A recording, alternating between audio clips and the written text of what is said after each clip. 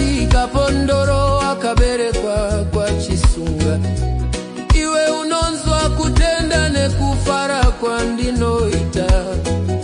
Ndisati ndatichero shoko, unobata kusuruvara kwangu, unocherecheza kushushikana kwangu, unonzwa kuchema kusinga budi.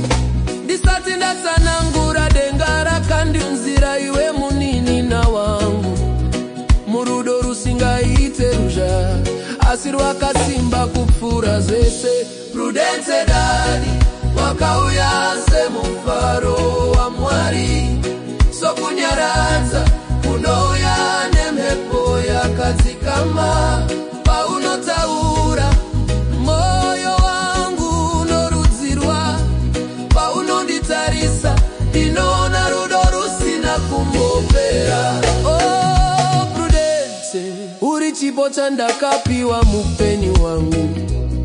Nedenga munina nondiratidza